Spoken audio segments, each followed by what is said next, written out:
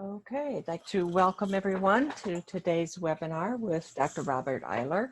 And I'd like to thank the AFWD for sponsoring today's informational webinar. As always, use the chat feature on Zoom to submit any questions you may have for Dr. Eiler, which will be answered at the end of today's presentation. So with that, Dr. Eiler, I will turn it over to you. Thanks, Vicki. I want to thank the Alliance for Workforce Development, also in Chabin Concepts. And if you have any questions, please use the chat functionality in Zoom, and then Vicki will ask me those questions at the end. So let's get started. The agenda today is relatively straightforward. We're going to start with a macro update, and I'm going to give you some of the latest numbers. You see some of those in bolded form, on the agenda. The U.S. unemployment rate is at 14.7%, and about 20.5 million people have lost their jobs since March. So one of the things that is tricky right now is to figure out what that means for California, because unfortunately the data lag a little bit, and May 22nd just happens to be the day before the Memorial Day weekend. We're going to get all the data for the counties and the states, and that's going to tell the tale of how the job losses in the U.S. have spread themselves. Now, one of the things we're also going to talk about is thinking about jobs and recovery specific to Nevada County, because that's why we're all here today. And we want to think about how the forecasts that are out there might map over to Nevada County, given where Nevada County is and its own structure. And I'll get back to some of that in a bit. And then we want to look forward. What are the big things to watch? One of the biggest things in terms of policy and really for economic development purposes, and also for workforce development, is the maintenance of capacity. If this crisis leads to a lot of business losses and that changes the capacity in Nevada County, it can lead to a longer spell of unemployment for local residents. It can also lead to a longer recovery period for the county economy and in some ways the region. This situation has been a tale of three policies. The first one is monetary and the second one is fiscal. The two together have reacted to a negative social policy because the social policy and the restrictions that we've had in shelter in place have led to lower spending and potential job loss, which basically leads to the onset of recession. Monetary and fiscal policy are now accommodating each other and waiting for the economy to open back up to have larger effects, hopefully, than the negative on the social policy when they start to work together and have what an economist would call multiplier effects on the national economy. Some of that policy is coming and has already arrived in Nevada County in the form of lower interest rates in terms of lending, both for businesses and for residents, but also in terms of getting checks at home from the U.S. Treasury, also these PPP loans, which I'll talk about a little bit more in a minute. A lot of different ways in which fiscal policy is also coming home and trying to provide more relief in terms of residents not making quick decisions about staying in their home or potentially just, changing a lot of things in their lives financially, and also businesses trying to stay in business.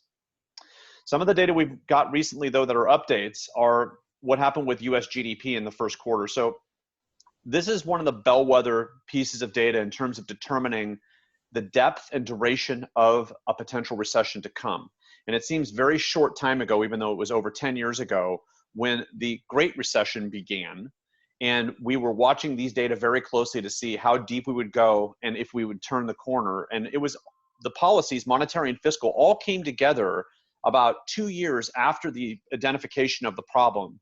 So you're going to see in these data, which are from 1990 forward, and here come the three recessions since 1990, you'll notice that GDP fell again in the Great Recession, that third, the most rightward shaded area. That's about 2/3 of the way from left to right on the graph, when we were contracting as an economy. We should expect similar movements in this situation in terms of the far right-hand side, where you see -4.8 is the first quarter estimate of GDP for the United States. We should expect at least a couple more quarters of negative activity, but we'll come back in a minute and talk about forecasts for the US economy. But these data are reflections of changes in productivity and ultimately changes in income. Now, what contributes to that are a mix of variables that are demand variables, meaning household consumption, business purchases, government spending, how we sell exports, and how we buy imports. So I'm going to walk through those briefly because this is really the meat of the matter in terms of how the economy has changed. This is consumption. So this is household expenditures basically on goods and services. And you can see that the Great Recession, that little wobble in the middle, I'm going to shade specific areas of this in a minute, was negative, but there's a deep negative cut for this first quarter, which is the far right-hand side, Q1 2020. This is business investment. So one of the things that happens on the other side of consumers changing their behavior is businesses stop expanding and they start to liquidate inventories. And business investment comes in three major forms: the building up of inventories, the purchase of plant and equipment or things to help produce goods and services, and the third is the construction of new residential housing. So when you stick those things together, you notice that in the Great Recession, the middle of the graph, consumption sagged and then investment was a bigger change and started to contribute to more of the slide of GDP. So we're expecting that to get bigger the next couple of quarters, unfortunately. This is government spending, which we should see a positive boost, but there's very little change right now as far as that far right-hand side. Exports, we sold fewer goods to the world, but we also bought fewer goods from the world. So our reduction in imports actually made us focus more on local goods and also gave us a little bit of a boost. But the bottom line is that here's all what I just showed you in the last graph. These are the things contributing to the change. So consumer and investment are really the number one drivers, or in combination, the drivers of what happens at the national level. This is the dot-com recession, the Great Recession, and where we are today in contrast. So as part of that, it's services consumption where a lot of the problems happen, meaning that we stop going to restaurants, stop going to the theater, stop buying a lot of other personal and business services. And you can see that the amount of services we're consuming contracted by 10.2% on an annualized basis last quarter. That is a serious change. You'll notice this is data from 1990 forward. The Great Recession, the maximum negative number was negative 2.2. So we're already almost 5 times that bottom number for one quarter from the Great Recession in terms of how we're utilizing services as we slow down our consumption. And you can see the 3 recessions there again, just to give some historic contrast. So let me pause there and let me do a 30-second summary. At the national level, the data have started to emerge. And I'm going to show you some jobs data in a minute, but on the income side of it, the main thing right now we need to do in terms of coming out is trying to provide consumers with 2 things. One, confidence going forward, but stabilization of jobs and their incomes. And those 2 kind of feed off of each other. And so one of the things economists are worried about is that they won't necessarily have those 2 things in combination when we start to open the doors again. Thus, there are some economists that are being very, very negative about where we're going, at least for the next few quarters. These data come from the National Association of Business Economists, and as of April, so this is before the data I just showed you were released, they provided some forecasts for the next 2 years by quarter. You can see in the top row, in that first triplet of data, which is the same data I just showed you with respect to gross domestic product. They originally predicted at the middle, the median forecast was negative 2.4. We ended up double that. But the lowest, meaning the most grave scenario, the 5 lowest forecasters in this survey, thought it'd be negative 7.7. So the good news is that it's not as bad as some economists were predicting. The bad news is it is to the right, or I should say to the left, I'm sorry, of the median, meaning it's more negative than the middle, or where most of the forecasters were seeing the first quarter. Now, in terms of the second quarter, now notice, the second quarter is negative 26.5. So if you thought negative 4.8 was bad, folks, the second quarter is going to be very nasty. So we have to prepare for historically weird numbers. And I'm going to show you unemployment rate predictions in just a second. But the key is whether or not we turn the corner by Q3, and you'll notice in that median forecast, things get a lot better going into the end of the year. But on the lowest forecast, that middle one in this group that's shaded, it's more nasty. In the most optimistic, which is the third column, there's an amazing growth rate coming out in the third and fourth quarters, which is a so-called V-shaped recovery. If you've been hearing this sort of alphabet soup in the news, a V-shaped recovery is where you go down quick and bounce right back up. It is possible that we will combine maybe the median forecast and the highest forecast, or the more optimistic forecast in some ways, but it really depends on how we open up, and I'll talk more about that in a second. On the unemployment rate side, we're going to see some real nasty numbers for California and Nevada County next week on the 22nd when the data are released. The median forecast is about 12% for the US. Now, that's something we now know for second quarter, it should be maybe in the ballpark, in that 14.7 was for April. April, May, and June are combined on average to give you the second quarter data. It might be that's a little low. Whether or not it'll creep up to the one on the far right-hand side, which is the nastiest scenario now stated in terms of unemployment rate at 20%, is still to play out. But notice again that in the median forecast, we start to get some relief. So as GDP grows again in quarters 3 and 4, we should see some hiring back of people slowly, where by the end of 2021, if you follow that down, we'll be back at 6% unemployment, which for what happened and having, 24 months elapse, getting back to 6% unemployment is not bad. The highest forecast, or the one that's the most nasty on the far right-hand side of that second triplet, is 10.4, which is a long duration and is somewhat Great Recession-like in terms of how we would turn the corner here. So the game we've been playing as economists is, how do we compare this to history? Do not think this is the Great Depression redone. Right now, we don't have any indications of that, short of the historically high numbers. The key is that the structure of the economy entering this scenario was not super risky. That's not true of the economy entering 1929. Furthermore, we're much more globally integrated and have an ability to synergistically grow as economies when things start to spin positively. So we're not as isolated as an economy as we were in the early 1930s. So while it might be fun to have a cup of coffee in your hand and talk about that with friends, it is not necessarily very well connected in the data. The Great Recession, if we don't turn the corner well, is a better historic analog, but we will see how things go in terms of how we come out of the shadows. Let's talk about that now. A lot of municipalities, I'm sure Nevada County is one of them, is talking about how are we going to reopen and why haven't we opened in full? Well, the reason why county officials and the state and the nation have not said, okay, guys, go out and knock yourself out, is because of the costs.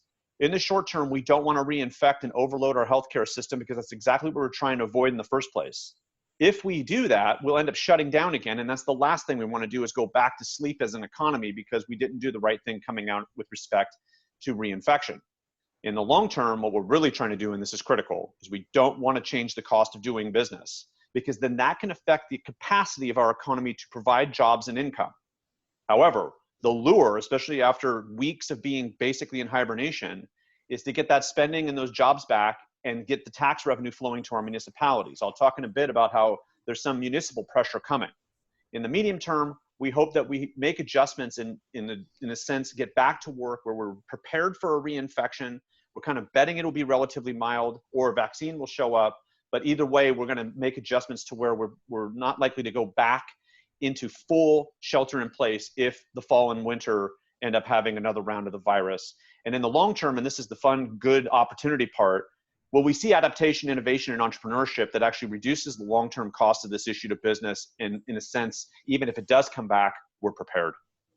Okay, so in general, folks, it's depth and duration. Like any other crisis in economics, what we're trying to do from a policy standpoint is reduce the depth and shrink the duration. And if we do those things in combination, this will be a mild recession in terms of the overall impact, even though it's going to be a very nasty one initially. Well, let's look briefly at some data about Nevada County. So one of the pieces of data that we've been watching relatively closely over the last few weeks, because it's been so historic in its move, is the new claims for unemployment insurance. And since 2002, these are the data for Nevada County. And you can see that in the Great Recession, when we started to see those claims move up because people were starting to lose their jobs in 2008, 9, and 10, it peaked sometime in early 2010. And then unemployment in Nevada County, which is the blue line, peaked not that long thereafter, about 7 months later. And you can see the peaking right there in terms of the combination. So one thing to consider is when we hear about these UI claims, and right now Nevada County is seeing about 10 times the UI claims per normal, and a lot of counties in California have had very similar numbers. It's this month that's really going to tell the tale, and those data should come out next week.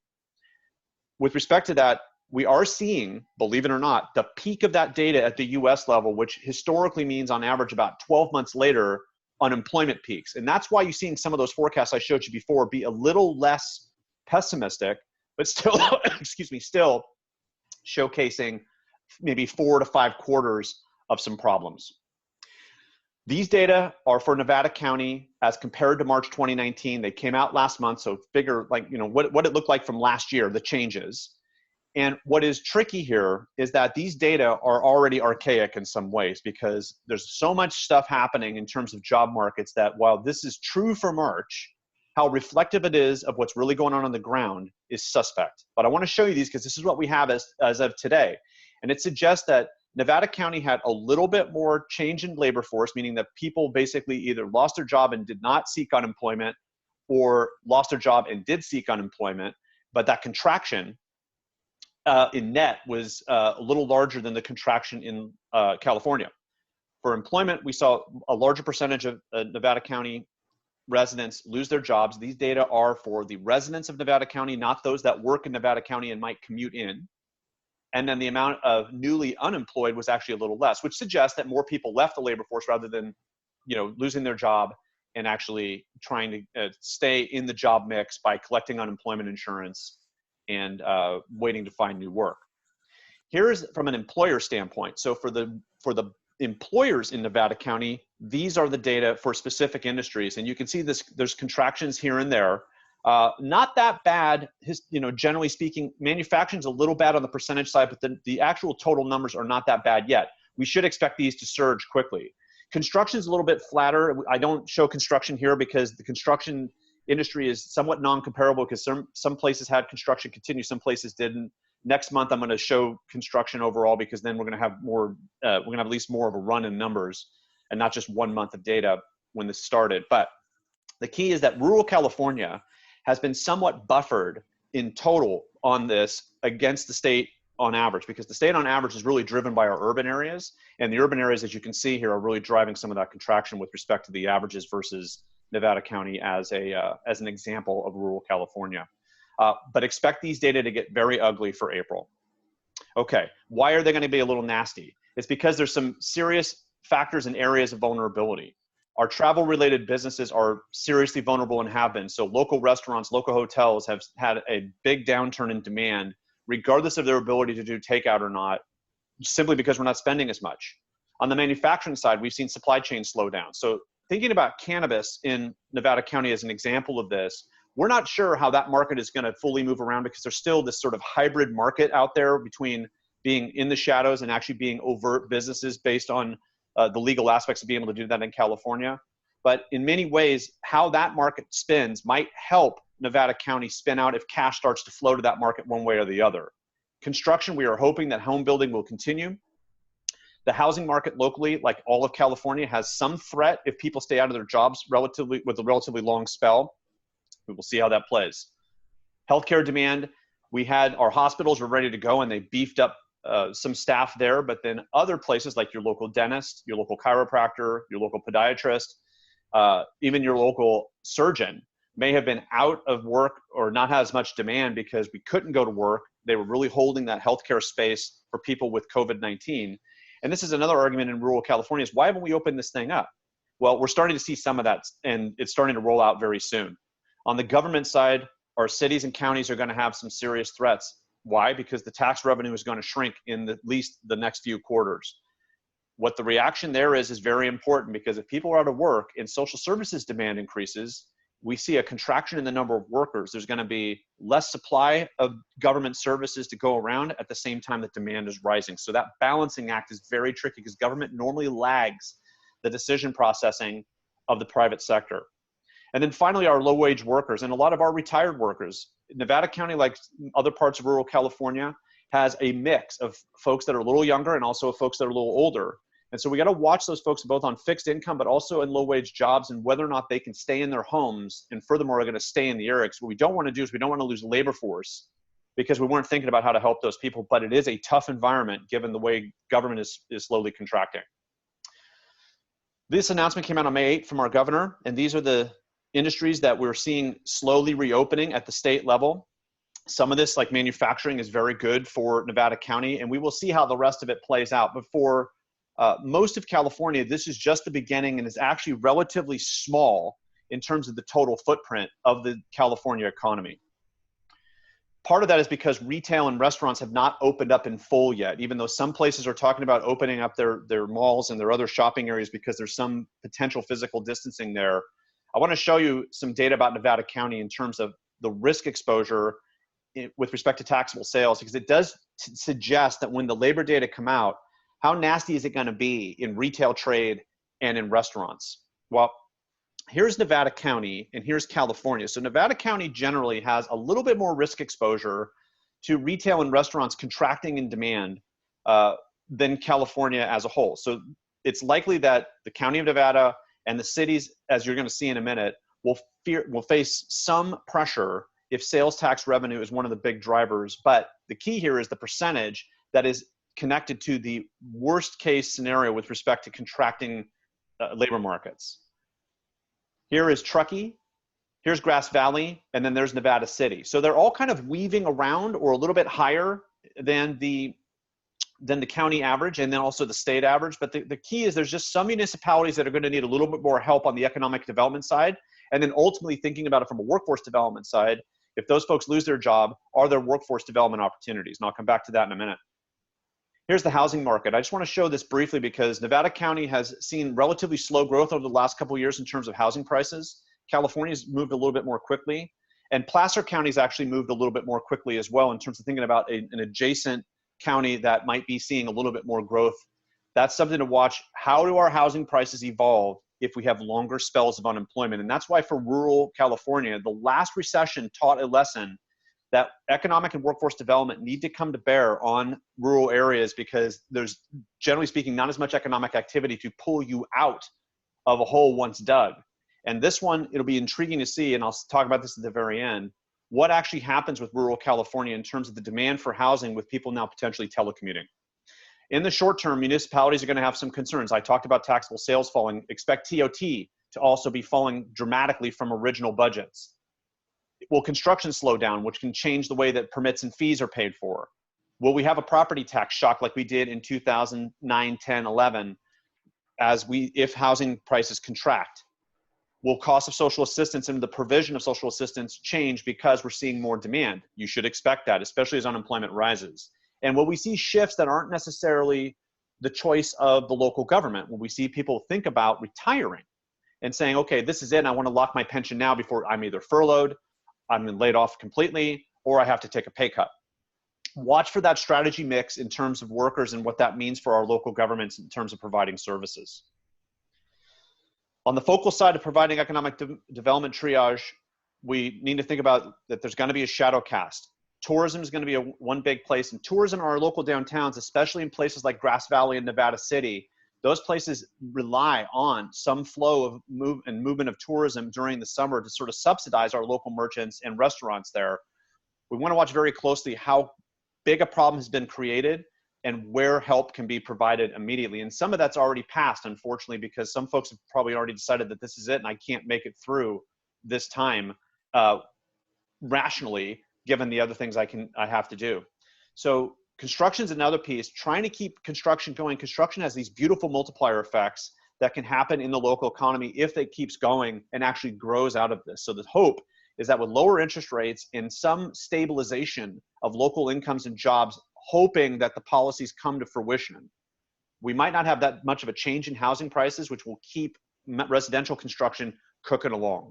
Commercial construction is probably going to go through a wild change over the next 12 months, depending on how we use office space in our urban areas. But that might also lead to some possible lowering of costs for commercial construction that are outside our urban areas, potentially in warehousing and industrial space. The other piece is on cannabis, and I talked about this earlier. Will the labor market contraction actually be a help and lower the costs of cannabis and potentially increase the amount of supply? We will see. But we're also watching demand very closely. Are people going to continue to consume cannabis, and will we see nationalization come, which actually would be a great boost for Nevada County in terms of potential branding and selling across the United States? On the workforce development side, we're going to see changes in manufacturing. One place Nevada County should also look is in the medical side in terms of manufacturing. Also on the healthcare side, we might see federal subsidization of an expansion in both these areas. Construction, as I just described, might pick up a little bit, believe it or not, rather than sag heavily like we saw in the Great Recession. The big difference there is we didn't have the housing market and the financial side of the house leading us into recession this time. This time it is like a classic recession in a dubious manner. It gives us a little bit easier way of predicting what's going on because consumption is contracting, which is the classic way we enter a recession. But if we upskill folks that lose their job, these other areas that tend to have higher average wages might be a place to say, hey, there's a career change coming. We know this growth might be happening in Nevada County. Let's take a workforce that used to work in lower skill services jobs and upskill them using the community college system to make that happen. When the car industry contracted in the Great Recession, the state of Michigan used the universities and the community college systems to do this in biotech. And we're pretty successful. And it is a model to look at in terms of where do you see your niche industries that have relatively high wage jobs and potential growth on the other side of this, especially if the federal government wants to see more manufacturing and more healthcare happen domestically with respect to, on the manufacturing side, bringing home more jobs from East Asia, and also just expanding the healthcare network so we're not exposed to having a lack of supply locally if we're reinfected. Watch for those opportunities across the board. Okay, so I want to end by showing you a couple scenarios for the California economy that may end up playing out in Nevada County in terms of following the magnitudes of change. The tricky scenario is where we're currently at. We don't know how nasty it's going to get, but we think there's going to be a relatively short recession, historically speaking. It's not going to drag on for 2 or 3 years in terms of actual recession. We should start to grow again relatively quickly, but an ugly scenario does exist. And the ugly scenario is if we are in fact reinfected, we have a double dip because we have to shelter in place again and basically have a recontraction of the economy. And there leads to a lot of consternation around whether or not I should restart as a business heavy if the threat is there of contracting again in the winter, in this fall and winter. And if that slows down investment and slows down consumption, then we will have a longer drag on the economy, and that can lead to a longer duration or a more ugly scenario. In terms of jobs for California, this is the baseline scenario from the Department of Finance. This is now changing, but this is where the year started. So all that momentum in the California economy led to this forecast to 2023. This is the adjustment under the tricky scenario. Notice it goes down very quickly as a reaction to what's been happening and then slowly climbs back up, basically recovered by 2022, relatively short recession, back on baseline. The ugly scenario might not have us recovering until 2023 or 2024. And you'll notice that little double dip is there. And if that double dip happens, it's going to look a lot more like the Great Recession, which is that outlined shaded area there, and blast us back to about 2015 volumes of jobs in California, which means basically we'll have lost 5 or 6 years of jobs growth overnight, more or less. So we're trying to avoid this. And folks, in the totality of what I said today, the key is the retention of capacity. Will our businesses survive this in such a way that when we do want to get back to business, the jobs are there? So what are we watching? We know the labor market's going to be relatively tough. So on May 22, right before you go into holiday, we're going to have these data for Nevada County and for the state of California.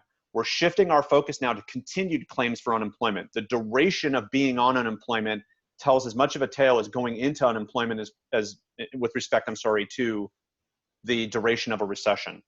The opportunities are there though. And so if you think about what I talked about with respect to opportunities, be thinking about that now. If you're in economic or workforce development, think about planning for the turn. The caseload is going to dictate the policy. And once the activity is lifted, we will find out which of these scenarios work. But until we feel like that those cases are going to fall down or be manageable, not much change is going to happen in earnest. And the governor's already talking about a much longer spell of social contraction. So please watch for that, but start to plan. At some point, this will lift. We will get a vaccine, and this will end. The duration of the change is really still in the hands of the epidemiology. So with that, I'll turn it back over to Vicki and take your questions. And thanks again for having me, and thanks to the Alliance for Workforce Development for making this happen. Okay, thanks, Rob. Yep. I have a couple of questions here. Would you expect the stock market to get as crazy and wonky on a reinfection? Yes. In the sense that we should expect that if there's a reinfection that has the same outlook in terms of cases as the first infection, you should expect the stock market to get a lot more quote unquote wonky because it's an uncertainty thing. Equity markets run on uncertainty. You give me more certainty, I'm willing to buy. If I become uncertain in a serious manner, I sell. So if you think about what happened from March 1st to let's say March 25, a lot of that was driven by I just don't know what's going to happen, so I'm dumping. And the market tanked. When the two policies came together and the certainty became a little bit more connected to historic analog, we started to see a turn because they said, well, if you put all this policy together, history tells me this is going to be a good thing once we open back up. So now I'm ready to buy again. And so it's brought the market back. But notice the market has not gotten all the way back to its peaks yet because there's still underlying uncertainty about what's going to happen. But you should expect pretty big sell-off. if we have a second round that has a similar magnitude. Okay. Let's see. Because this is such a national global event, can we expect the loss of population to be a little less risky than it was during the Great Recession? That's a great question. You know, one of the things that's different about this scenario is that there's really no island of sanity, if you will, out there where you can kind of say, okay, honey, let's sell the house, pack the stuff, and move to some other place that doesn't have this problem or doesn't have some job contraction.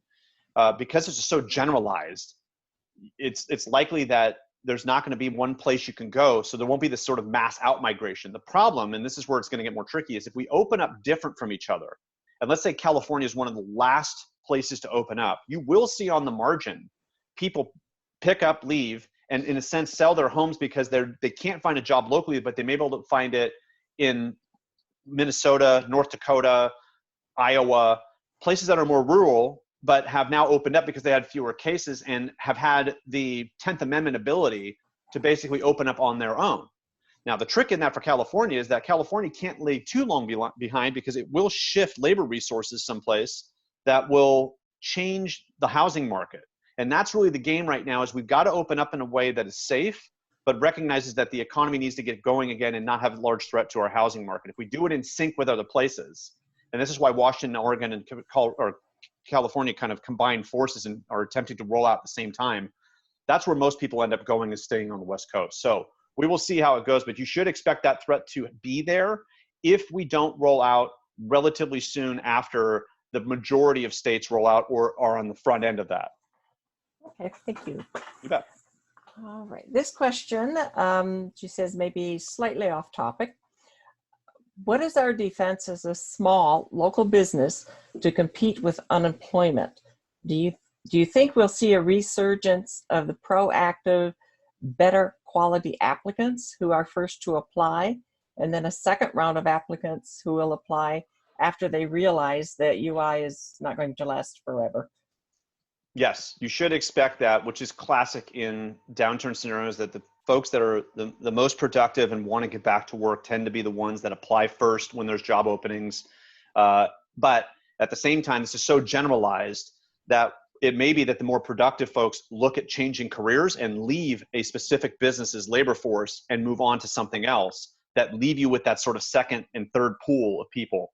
So one of the nasty frictions for workforce development is you want to put out there that we can upskill you and get you into something else where you could use this time in the unemployment insurance as a way to get educated and basically engage in workforce development and move on to something that might be a more fruitful career in terms of income and possibilities.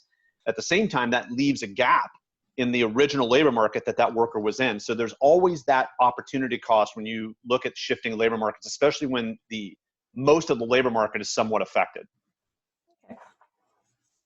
So you had said that rural California had been somewhat buffered from the hard impacts of the COVID-19.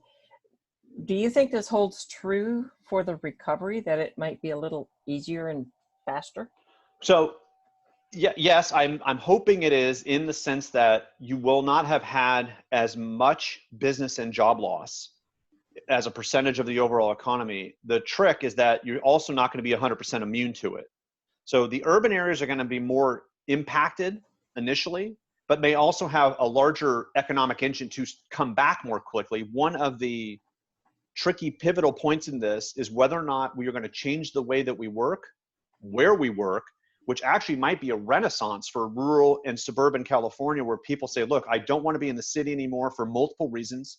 I no longer need to be in the city for work reasons because my employer is allowing me the flexibility. So I'm now going to look at rural and suburban California as a place to live.